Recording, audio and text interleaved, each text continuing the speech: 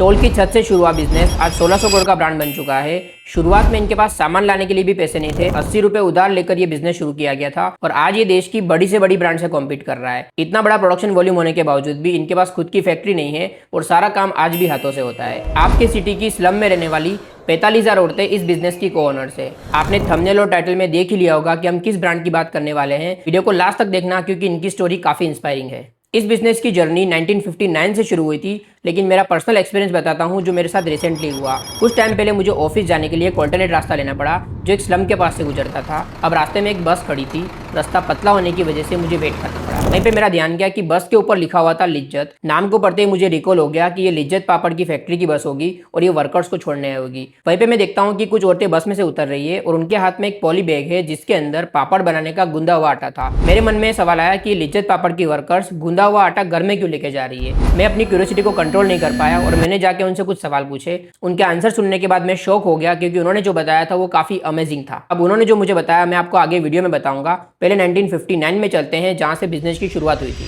तो साल था 1959। जगह थी मुंबई का गिरिगांव। इसके चोल के लोहाना निवास की छत पर 7 गुजराती औरतें इकट्ठी हुई और उन्होंने डिसाइड किया कि हम पापड़ बनाने का बिजनेस शुरू करेंगे। ये औरतें ना तो पढ़ी लिखी थी, ना इनके पास बिजनेस का कोई नॉलेज था, ना सेल्स और मार्केटिंग की कोई जानकारी, लेकिन इनके पास एक स्किल थी जो थी कुकिंग और इसी के दम पे इन्होंने ये बिजनेस शुरू किया था। इनके पास शुरुआत में सामान लाने के लिए भी पैसे नहीं थे, लेकिन वहीं के एक सोशल वर्कर छगनलाल पारेख ने इनको 80 रुपए उधार दिए बिजनेस को शुरू करने के लिए। उन्होंने शुरुआत करी पापड़ बनाने के बिजनेस की जो आगे चलकर 1600 करोड़ का ब्रांड बनने वाला था। फर्स्ट डे इन्होंने 4 पापड़ के पैकेट बनाए और जो पापड़ टूट गए थे वो पड़ोसियों को फ्री में बांट दिए। अब ये 80 रुपए से 1600 करोड़ की जर्नी काफी मुश्किल भरी थी।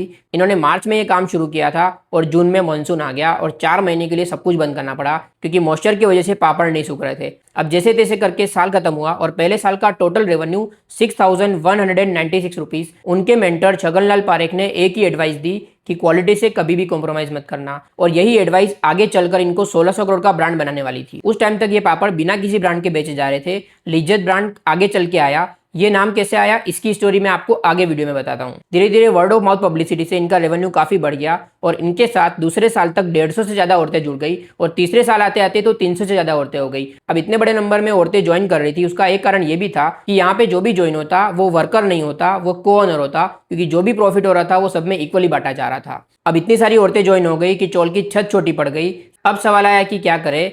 वहीं पे आया एक जीनियस मूव जो लिज्जत की सबसे बड़ी मोट है और आज भी फॉलो किया जा रहा है। जगह की प्रॉब्लम को सोल्व करने के लिए इन्होंने एक सिस्टम बनाया जिसका नाम है द डो डिस्ट्रीब्यूशन मॉडल। अब ये सिस्टम कैसे वर्क करता है इसको समझते हैं। अब पापड़ बनाने के लिए जो रॉ मटेरियल और इंग्रेडिएंट चाहिए वो सेंट्रली प्रोक्योर किए जाते हैं। इसके 2 फायदे हैं। पहला फायदा इकोनॉमीज ऑफ स्केल, ज़्यादा बल्क में बाय करने पर आपको चीज़ सस्ती पड़ती है। दूसरा फायदा आप कंसिस्टेंट क्वालिटी और टेस्ट मेंटेन कर सकते हो। इन्होंने सेंट्रल किचन भी बनाए ताकि पापड़ बनाने का सारा डो एक ही जगह तैयार किया जाए ताकि कंसिस्टेंट टेस्ट और क्वालिटी मेंटेन हो सके। अब इन्होंने बसेस का एक नेटवर्क बनाया जो हर एरिया में जाकर लेडीज को पिकअप करती है और सेंटर पे ड्रॉप करती है। अब सेंटर पे इन्होंने 3 विंडोज बनाई, collection window, deposit window and payment window. अब कलेक्शन विंडो से लेडीज अपनी कैपेसिटी के हिसाब से डो कलेक्ट कर लेती थी और बसेस इनको वापस इनके घर पे ड्रॉप कर देती थी। अब सेंटर से इनको एल्यूमिनियम के रोलिंग बोर्ड भी दिए जाते थे ताकि एक ही साइज और शेप मेंटेन हो सके। अब ये लेडीज पूरे दिन भर अपने घर पर बैठकर पापड़ रोल करेगी और दूसरे दिन बस इनको पिकअप करेगी। इनको वापस से सेंटर पे जाना है और वहां पे डिपॉजिट विंडो पर जो उन्होंने पापड़ बनाए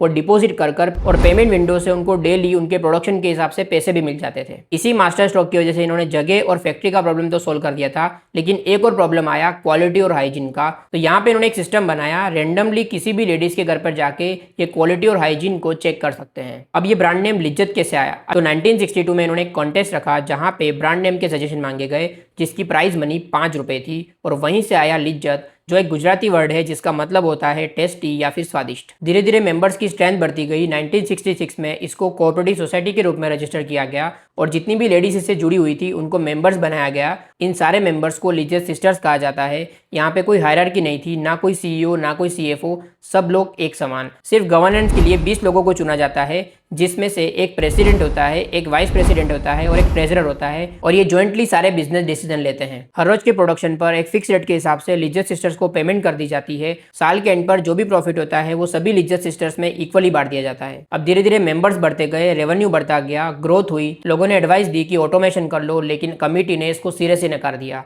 क्योंकि लिज्जत इसके लिए बनाई नहीं था। यहाँ पे 45,000 लिज्जत सिस्टर्स अपने हाथ से पापड़ बना रही थी, और अगर ऑटोमेशन अपना लेते तो इनके घर का चूल्हा बंद हो जाता। ये बिजनेस डिसीजन दिल से लिया गया, दिमाग से नहीं, और आज भी यही सिस्टम चालू है। आज लिज्जत का सेल 1600 करोड़ रुपए से ज्यादा है। रोज के 1.3 करोड़ पापड़ रोल किए जाते हैं, वो भी हाथ से। इनकी प्रोडक्ट रेंज सिर्फ पापड़ पे रिस्ट्रिक्टेड नहीं है, it extends to khakhra, masala, detergent, snacks and many more. आज लिज्जत की 82 से ज़्यादा ब्रांचेस है, 45,000 से ज़्यादा लिज्जत सिस्टर्स इससे जुड़ी हुई है, और 25 से ज़्यादा कंट्रीज में इनका एक्सपोर्ट होता है। और ये देश की बड़ी बड़ी ब्रांड्स जैसे हल्दीराम, बीकाजी और रीजनल ब्रांड से कॉम्पीट करती है। और अगर आपने लिज्जत का पापड़ टेस्ट किया हुआ है तो इंडिया की कोई भी ब्रांड इसके टेस्ट और क्वालिटी को मैच नहीं कर सकती। ये तो थी लिज्जत ब्रांड की पूरी स्टोरी। अब वापिस उस सीन पे आते हैं जहाँ पे मैंने उन औरतों को लिज्जत की बस में से उतरते हुए देखा था। तो मैंने उनसे सवाल पूछा था कि क्या आप लिज्जत की फैक्ट्री में वर्कर हो, और ये भी पूछा कि इस डो का आप क्या करने वाले हो। तब उन्होंने मुझे डो डिस्ट्रीब्यूशन मॉडल के बारे में बताया, और दूसरी चीज़ उन्होंने जो बताई वो काफ़ी अमेजिंग थी। उन्होंने पहले तो ये कहा कि हम लिज्जत सिस्टर्स हैं, हम वहाँ पे वर्कर्स नहीं हैं, हम लिज्जत के को ओनर्स हैं, क्योंकि साल भर में लिज्जत जो भी प्रॉफिट कमाता है उसका एक हिस्सा हमें भी मिलता है। अगर आपको ये स्टोरी इंस्पायरिंग लगी तो लिज्जत सिस्टर्स के लिए एक लाइक तो जरूर बनता है। अगर आपको भी लिज्जत के सिस्टम के बारे में पहले से पता था तो कमेंट करके जरूर बताना। चैनल को सब्सक्राइब करके बेल आइकन जरूर दबा देना, क्योंकि हर हफ्ते हम ऐसी इंस्पायरिंग बिजनेस स्टोरीज लेके आते रहेंगे।